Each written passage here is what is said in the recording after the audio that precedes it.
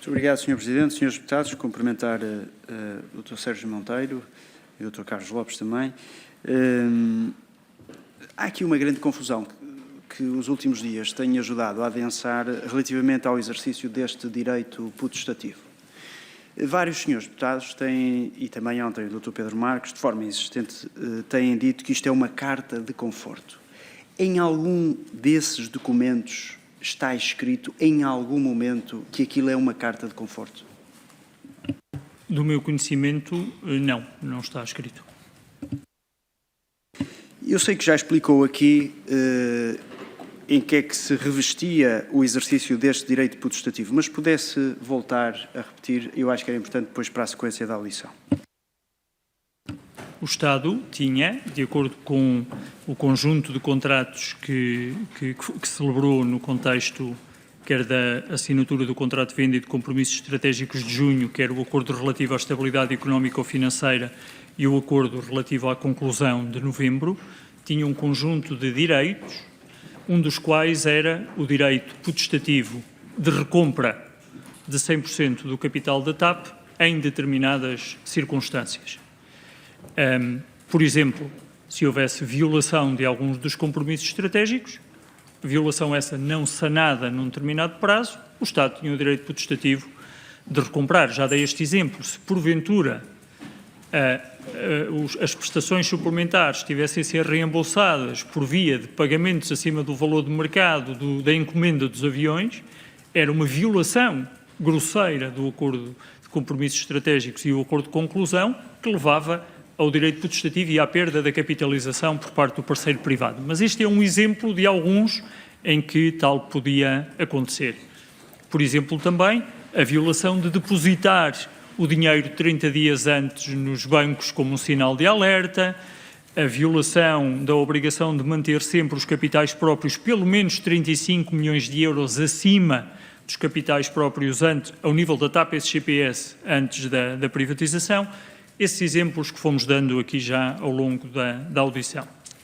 E, portanto, este era um direito que existia ao Estado, que era automático e que estava referido nos contratos, nas diversas obrigações que o acionista privado tinha perante o Estado.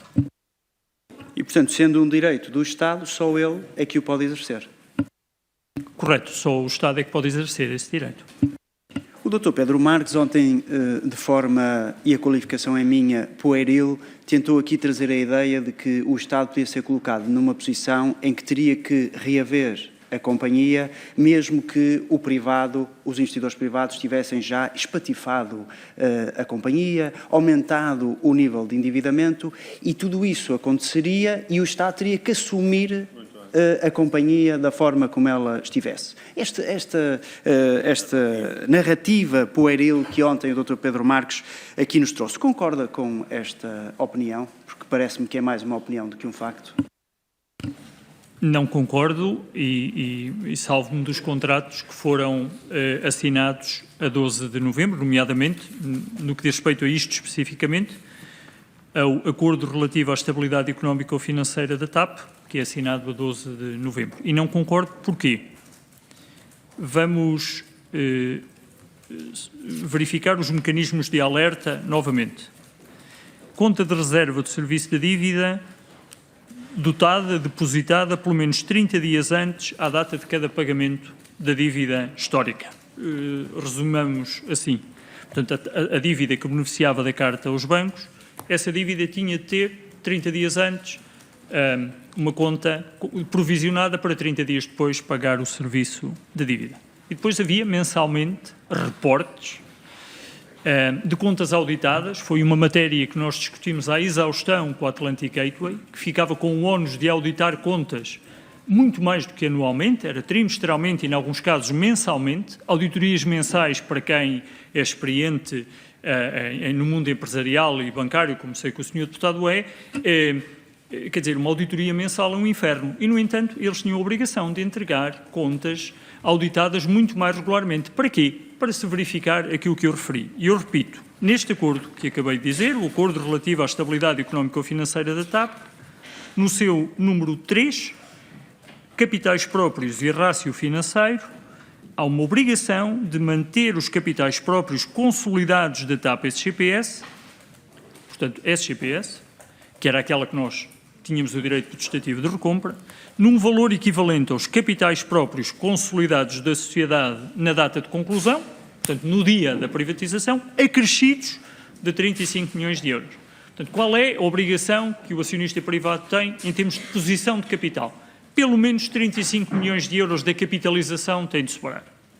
Segundo aspecto, que é a sua linha B, até 31 de dezembro de 2017, a dívida histórica não poderia ser, a dívida da empresa não poderia ser superior à dívida histórica.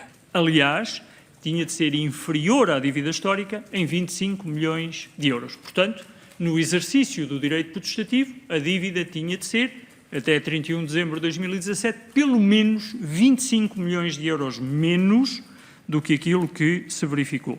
E após 31 de dezembro de 2017, era feita uma verificação por via de rácios.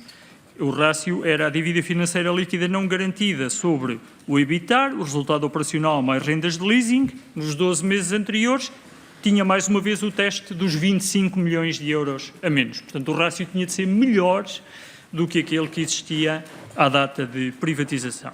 Portanto, este conjunto de sinais de alerta ex ante, se quiser, que é a capacidade de depositar o dinheiro para o serviço da dívida 30 dias antes, e ex post, que é contas auditadas, em algum caso, mensalmente, para verificar como é que se comporta o capital e o rácio da dívida, levavam a que, em nenhuma circunstância, o Estado pudesse recomprar, exercer o direito potestativo numa situação pior do que aquela que tinha a empresa antes do processo de privatização. Isto decorre da leitura dos acordos, nomeadamente nos pontos que eu referi. O tal puzzle que também teve a oportunidade de dizer que existia e, portanto, esse puzzle implica ou obriga a que nós, por uma questão de honestidade intelectual, tenhamos de considerar os direitos e as obrigações de todas as partes que foram estabelecidos. E, nomeadamente, aquele que consta no acordo de venda direta na cláusula 14ª. Eu não sei se tem esse documento consigo. A cláusula 14ª? Cláusula 14ª, acordo de venda direta. Tem esse documento consigo? Não o tenho impresso, mas julgo que aqui no computador consigo, porque ele é relativamente extenso. Sim, são 2 parágrafos muito curtos que eu ia pedir se pudesse ler esses 2 parágrafos, eu acho que era importante. O Sr. Deputado pode ceder-me o acordo e eu leio? Eu tenho aqui um excerto. Então, deixa-me ligar-me. Sr. Deputado, se me permite, eu ontem confrontei-me com uma primeira situação relativamente a essa matéria, que depois fui ajudado pelo Sr. Deputado Paulo Rios, que acabou por ser ele a ler esse documento para evitar que o depoente estivesse a ler. É uma situação um bocadinho de algum constrangimento, seja ela qual for, o que é que eu lhe pedia para utilizarmos uma regra única, e segundo parece foi uma regra utilizada antes mesmo de eu tomar posse como tal, ser o próprio a lê-la. Isso dava-lhe perguntava-lhe se era possível o Sr. Deputado ler esses parágrafos. Sr. Presidente, até para facilitar um bocadinho também. Sim, eu não me importo de ler, embora é mais a imediação que retiramos da inquirição é totalmente diferente, mas eu não me importo de Eu percebo, ler. Mas pode retirar depois de ler, pode retirar essa mesma imediação. Eu vou abreviar e, portanto, agora já o encontrei, Sr. Deputado, portanto consigo ainda assim, acompanhar a leitura. dizer, não é por causa da leitura, Sr. Ainda assim, deixe-me dizer que eu não vou contar este tempo, vamos parar este tempo. Agradeço, Sr. Presidente. Agradeço porque, de facto, facilita. Portanto, esta cláusula 14ª tem pelo menos 2 pontos, tem mais do que 2, mas tem 2 pontos que diz, para incumprimento, é a epígrafe do artigo, da cláusula, para além do disposto na cláusula 9.7 relativamente à cessação da opção de compra, o incumprimento definitivo pelas investidoras, conforme aplicável das obrigações de adquirir as ações e ações adicionais, concluir a capitalização e ou cumprir o previsto nas cláusulas 6.2b e 11.17 do presente acordo, bem como o incumprimento grave e definitivo do acordo de compromissos estratégicos, tal como previsto nas respectivas cláusulas 10.7 e 10.8, confere à par pública, e agora a parte relevante, o direito de resolver o presente acordo ou a exercer o direito potestativo de compra previsto no acordo de compromissos estratégicos, o tal direito potestativo. E depois a cláusula 14.2, em caso de resolução, o incumprimento previsto no número anterior confere à par pública o direito de receber uma compensação correspondente ao montante da soma dos danos diretos sofridos pela par pública e do valor das vantagens económicas comprovadamente auferidas pela compradora em virtude do aludido incumprimento. E agora retomo a minha audição. Reiniciar o tempo, então. Agradeço, Sr. Presidente, que de facto facilitou. Isto é um cheque em branco aos investidores privados ou é ao contrário? Sim, eu também tendo a concordar consigo quando infiro da pergunta que julga ser ao contrário. Não só havia o direito potestativo de compra em caso de incumprimento, nomeadamente dos compromissos estratégicos e do acervo de acordos que aqui estão. Recordo, só não é referido o acordo relativo à estabilidade económico-financeira, porque ele não existia em junho, a quando da assinatura deste acordo, mas depois ele junta-se este e o incumprimento deste dá os mesmos direitos potestativo de compra, como aspecto muito importante que o Sr. Deputado sublinhou na leitura que fez, dá ao Estado o direito de regresso sobre eventuais vantagens económicas que o parceiro privado tinha ou prejuízos que o Estado tinha. Por exemplo, eu também o disse na Comissão de Economia, julgo que é importante ficar em ata também na Comissão Parlamentar de Inquérito, se porventura os aviões fossem comprados acima do valor de mercado e por essa via os fundos Airbus, que estão registados como capital, são capital, estivessem a ser reembolsados por essa via, o Estado tinha direito de regresso sobre aqueles montantes. Não era só ficar com a capitalização pelo exercício do direito potestativo.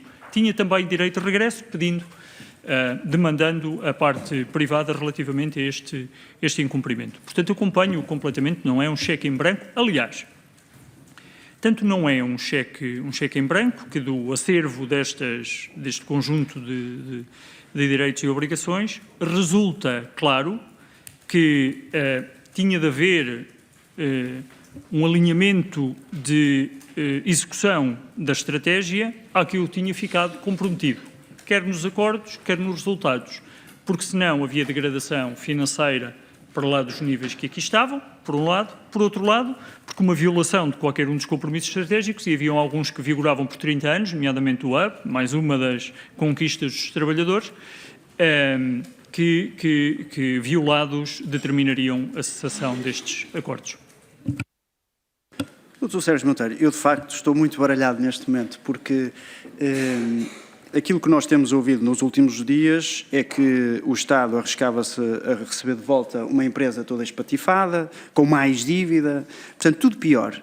E que o Estado nada podia fazer, não tinha nenhum meio de se salvaguardar. Ora, aquilo que estivemos a ver aqui é exatamente o oposto. E mais, não há uma carta de conforto, há um direito potestativo. É pena que, de facto, as pessoas que aqui vieram dizer isso e, enfim, trouxeram menos factos e mais opiniões, nem saibam sequer o que é um direito potestativo. É essa a conclusão que nós tiramos. Mas mais, é que havia também a intenção dos próprios privados de reduzir, e pedir-lhe que confirmasse isso, a dívida financeira não garantida. E assim fizeram. Confirma isso? Confirmo, sim. O alinhamento de incentivos estava feito de maneira a que a dívida garantida, por conta das espadas todas que existiam, foi reduzida em mais de 60% no período de intervenção do acionista privado. Portanto, o que contradiz a existência de alegados receios ou uma posição do Estado mais desprotegida. Podemos concluir isto? Confirmo.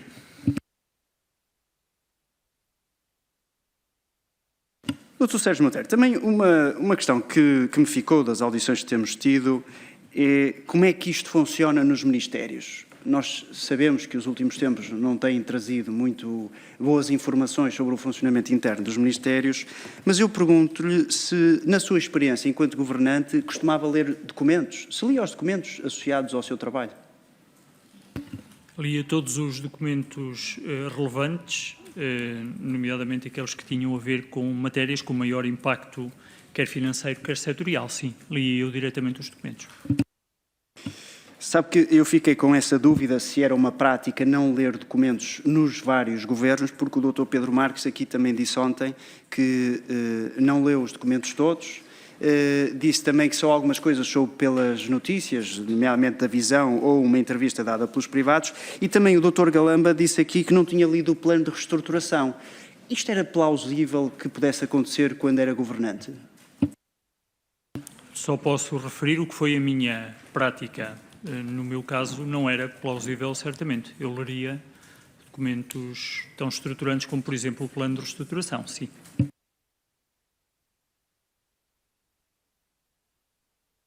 Há pouco também falamos aqui do Brasil e eu acho que esse é um tema muito importante. Dos dados que podemos recolher, portanto, entre 2011 e 2015, a TAP SGPS teve uma deterioração dos seus capitais próprios de 187 milhões de euros. Para que fique registada em ata, e tendo eu percebido que tinha aí os números, poderia dizer-nos qual foi o valor dos prejuízos do Brasil de 2011 a 2015? Sim, portanto, referiria... Começa em 2010, só para termos a fita do tempo. Resultado líquido em 2010, menos 72,9 milhões. Em 2011, menos 66,9 milhões de euros. Isto é em euros, sim. Em 2012, menos 57 milhões de euros. Em 2013, menos 40,3 milhões de euros. Em 2014, menos 22,6 milhões de euros. Falta-nos aí o valor de 2015, mas também já não estava no Governo quando esse exercício fecha, mas estamos aqui a falar de pelo menos 170, excluindo 2010, pelo menos 170 milhões de euros, que se aproxima muito da tal deterioração, porque há pouco eu vi que ficaram aqui dúvidas sobre isso, e para que não fiquem dúvidas, eu acho que é bom que fique registado em ata. Também há um documento relevante, que é o documento, o memorando, ou o dito parecer, da Vieira de Almeida. Tem esse documento consigo? Não tive conhecimento direto dele, foi-me facultado pelos meus colegas membros do Governo à data. Eu vou ler aqui um excerto, muito brevemente, que diz o seguinte: além disso, a própria Airbus tem, nos termos do Framework Agreement, o direito de obter o reembolso dos fundos Airbus por parte da AG e da DGN, portanto, da Atlantic Gateway e da DGN, caso as prestações de capital efetuadas por estas entidades na TAP sejam reembolsadas no período de vigência do contrato NEO, ou seja, até ao fim de 2025. Recorda-se disto? Quer dizer, não me recordo no sentido de não vivi, o parecer é 12 de novembro, eu já não era membro do Governo, mas sim, mas confirmo que esse texto está no parecer que me foi facultado pelos meus colegas.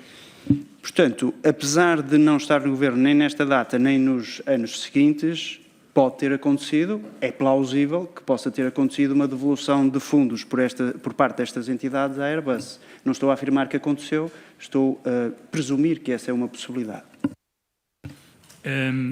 Não vejo possível porque não tenho nota da informação pública pela contabilidade da TAP que tenha havido reembolso de prestações suplementares, que julgo que era essa a condição para a devolução desse montante à Airbus. Julgo que as prestações suplementares se mantiveram, portanto a condição ainda não terminou 2025, mas o Sr. Nilman já não está lá, não é crível que venha a receber prestações suplementares, portanto acredito que a condição não foi cumprida, mas como digo, enfim, a realidade da empresa não a acompanhei a partir de 2015.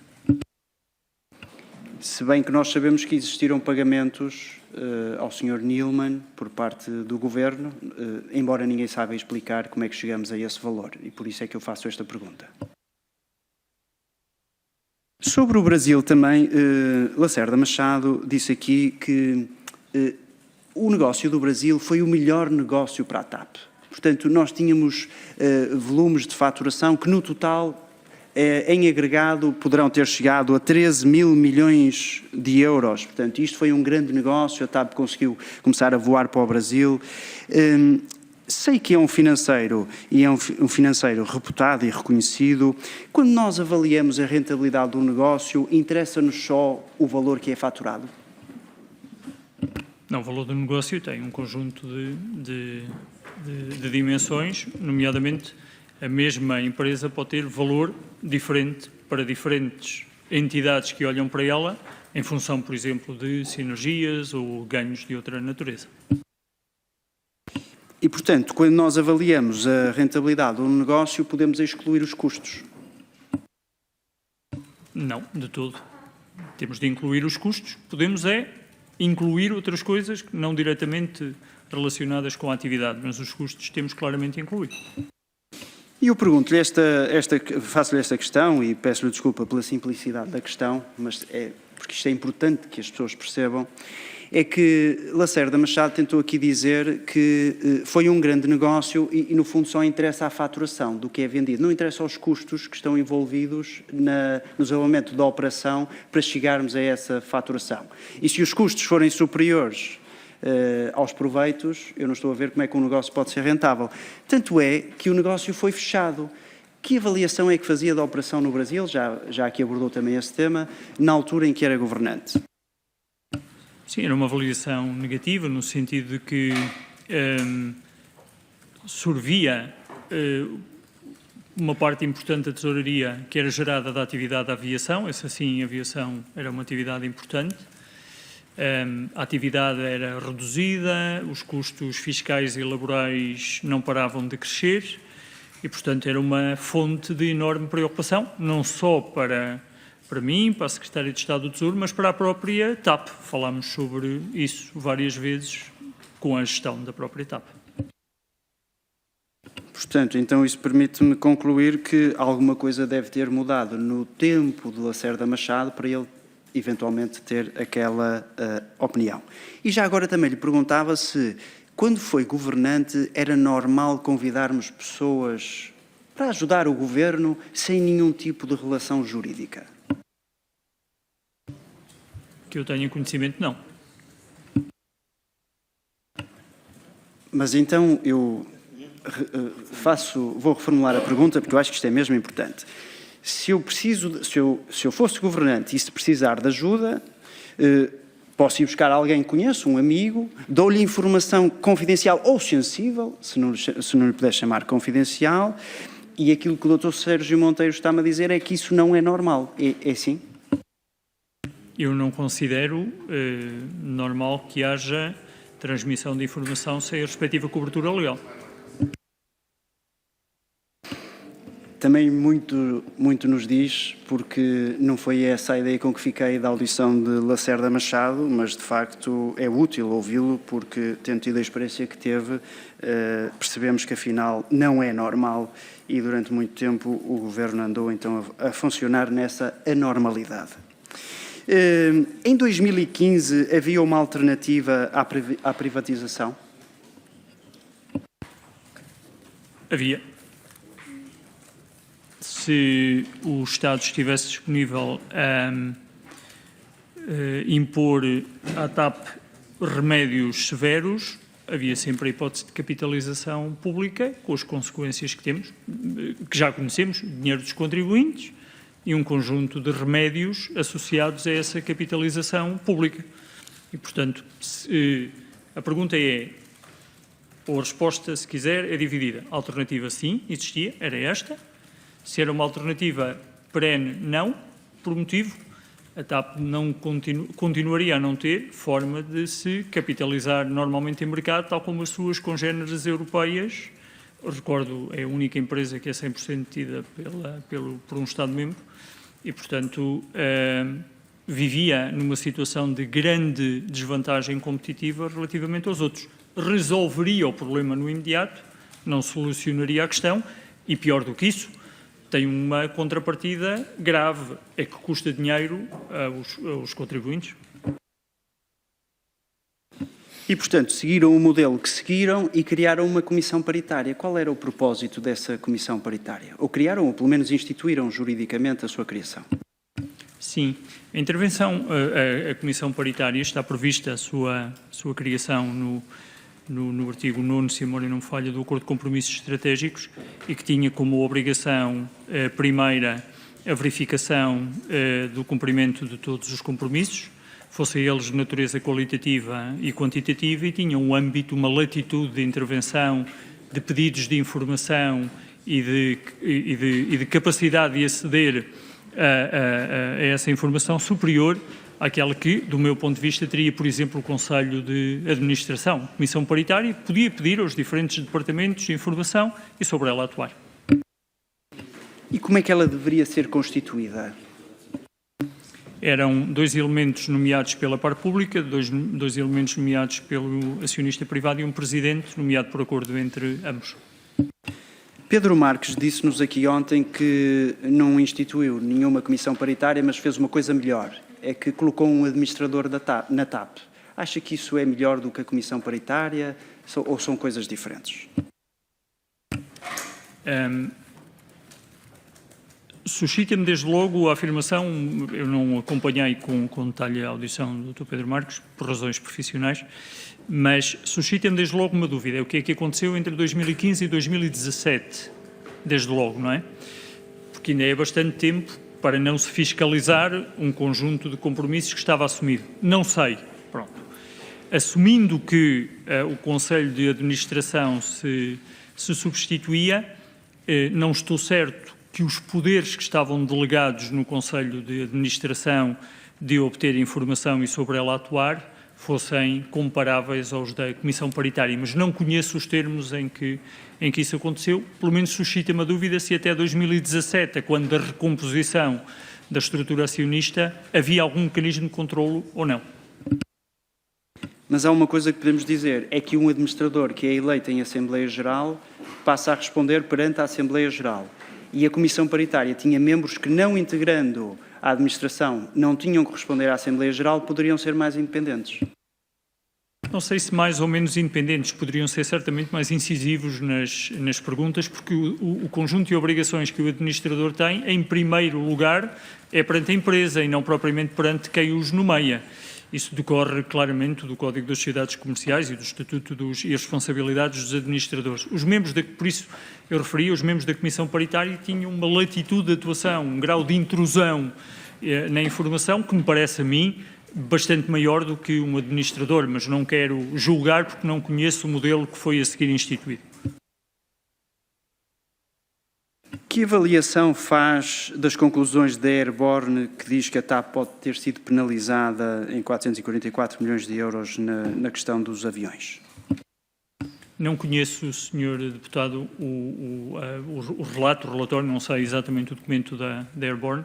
Direi apenas que os contratos que nós deixámos instituídos, isso a acontecer, a consequência foi aquela que eu referi. Era uma violação grave da obrigação de capitalização. Aliás, nesse aspecto é clara a menção, remeto agora para o acordo relativo à conclusão, e o acordo relativo à conclusão diz a capitalização deve ser realizada pela compradora e refere que não pode, refere aqui o prazo dos 30 anos, a compradora garante, chama-se isto no ponto 5, a estabilidade da cláusula dos estatutos da TAP SGPS relativa a prestações acessórias. E passo a citar, no seu ponto 5.1, a compradora garante à parte pública, compradora Atlantic Gateway neste caso, garante à parte pública a estabilidade da cláusula estatutária da TAP SGPS relativa a prestações acessórias, contando no anexo ao acordo de conclusão, por um período de 30 anos a contar do início da sua vigência, independentemente de a parte pública manter a qualidade de acionista da TAP SGPS.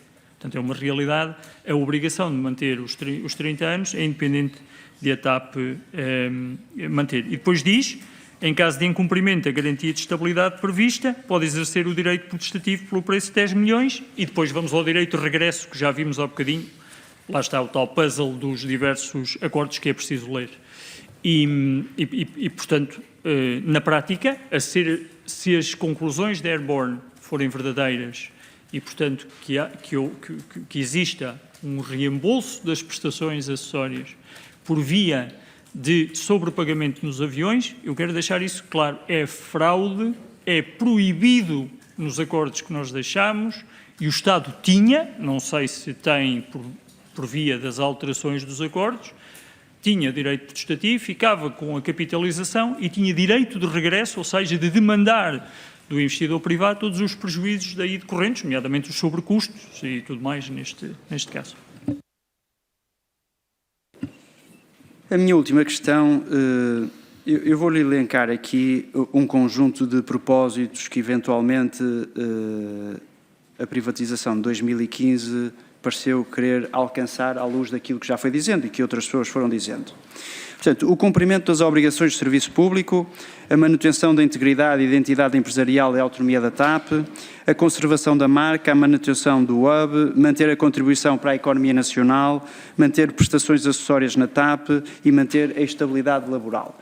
A pergunta que eu lhe faço é se a privatização de 2015 garantiu que isto acontecia. E se sim, uma vez que já ultrapassei o meu tempo e, portanto, em caso afirmativo, o que é que a reversão da privatização acrescentou relativamente a isto? Isto é, será que trouxe mais do que isto ou isto que é anunciado como sendo os grandes propósitos da reversão da privatização já estava garantido antes? Obrigado. Obrigado, Sr. Deputado. Eu julgo que estavam amplamente garantidos, como já verificámos pelos diversos instrumentos, é o juízo que faço. Admito que não sou imparcial no juízo que faço, mas pelo conjunto de obrigações do acionista privado, pelo conjunto de direitos que estavam automaticamente atribuídos ao Estado, não me parece que o controle estratégico definido dessa maneira, ou pelo menos como o controle estratégico foi exercido, pudesse trazer mais valor do que aquele que tinha. Pode até, Sr. Deputado, levantar-se uma questão que era, tenho ouvido nas diversas inquirições, ninguém questiona, parece-me, o valor do contributo que o Sr. David Neeleman trouxe à estratégia global da TAP. Hoje, basta ver o contributo que o mercado norte-americano tem no nosso PIB, nas receitas que traz, para verificar que sem os 53 aviões, esta capilaridade da frota, era impossível fazer a operação que se faz nos Estados Unidos. Mas também tenho ouvido a pergunta, bom, mas o senhor era género toque e foge. Apesar de ter aqui as prestações suplementares trancadas, ou acessórios trancadas por 30 anos, o senhor quer fazer dinheiro rápido, sair rapidamente, se as coisas correrem bem, ou mesmo se as coisas correrem mal. E, nesse caso, poderia haver o risco, admito eu, poderia haver o risco de o Estado ver, por exemplo, a TAP ser vendida sem poder fazer nada. Estou a dizer, no nosso modelo de privatização, que nós já tínhamos 100% em condições normais, teríamos 100% do capital alienado após 2017, a data do exercício das opções de compra e venda. E, portanto, pode vir a argumentar-se, o Estado afastou-se, não quer saber mais da TAP. Quem refere isso também está desatento. O caderno de encargos, que foi publicado por resolução do Conselho de Ministros e publicado no Diário da República a 20 de janeiro, tem não só um regime de indisponibilidade, mas isso eu diria que é normal, durante 5 anos o Sr. David Neeleman só poderia vender se o Estado permitisse, há um período de indisponibilidade, mas há outra coisa que não tem sido muito debatida e que garantia que o Estado não se afastava da TAP e, no limite, poderia até substituir-se a um futuro comprador caso alguma coisa corresse mal, que era um direito de preferência. Não tenho visto tratado de forma nenhuma. O artigo 22 da resolução publicada a 20 de janeiro de 2015 diz: o Estado português, fim do período de indisponibilidade referido no artigo anterior, que são os 5 anos, o Estado português goza direito de preferência na transmissão a terceiros pelo proponente ou proponentes a selecionar das ações por este adquiridas no âmbito da venda direta de referência. Paro aqui só para dizer que até este instrumento tem força legal e, portanto, estava o direito de preferência previsto. Vamos imaginar que o comprador era da posição do Sr. David Neeleman, já acionista único, vamos admitir esse cenário, era um comprador indesejado. O Estado tinha direito de preferência sobre essa venda. Portanto, não era só os mecanismos ex ante de verificação, os mecanismos durante a permanência do Estado e durante a permanência do Sr. Neeleman.